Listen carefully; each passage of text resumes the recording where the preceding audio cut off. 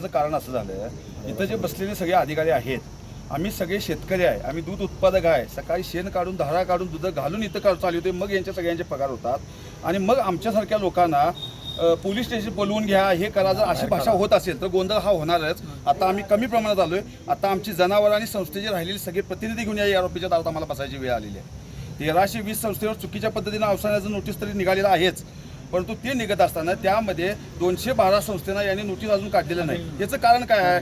बरं, 80 दिवसाची मुदत आहे, हे बरोबर आहे, पण असं कोर्टानं तुम्हाला दिलेलं आहे का 80 दिवस झाल्याशिवाय तुम्ही निकालच देऊ नका?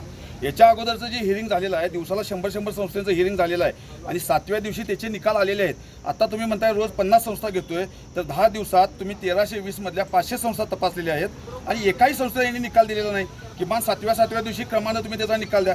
हिअरिंग घेता याचा अर्थ काय? आज तुमची तपासणी संपते, तुम्हाला उद्या निकाल द्यायला काय अडचण आहे? तुमच्या हातात ते आहे सगळं. म्हणजे ह्याला कुठंतरी राजकीय वास येतोय आणि जाणून बुजून आमच्या ह्या दूध उत्पादकांच्यावर, आमच्या संस्था प्रतिनिधींच्यावर गुन्हा नोंद करायची भाषा वापरणे आणि यांना अपात्र करण्याचा हा काही लोकांचा हा डाव आहे असं आम्हाला वाटतंय. षडयंत्रच आहे, म्हणून आम्ही इथं संस्था प्रतिनिधी म्हणून हा गोंधळ उडालेला आहे.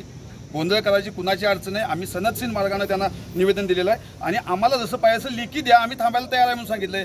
तर ते असं देता येणार नाही. तसंच मग तुम्ही जसं आम्हाला पाहिजे तसं द्या. जसं तुम्ही म्हणत असाल कोर्टाला आदेश टाकून देतो, तर कोर्टानं असं म्हटलंय का 80 दिवस झाल्याशिवाय निकाल द्यायचा नाही?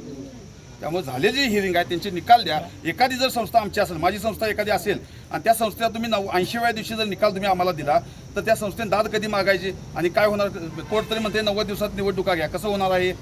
म्हणजे त्या संस्थेवर तुम्ही अपात्र ठेवण्याचं हे षडयंत्र चालू आहे का, असं आमच्या सगळ्यांच्या मनामध्ये आहे. म्हणून हा हे आहे गोकुळचं श्रीखंड, अगदी जिभेवर रेंगाळणार. जिभेवरच नाही तर मनावरही रेंगाळणार. गोकुळ श्रीखंड, मनावर रेंगाळणार.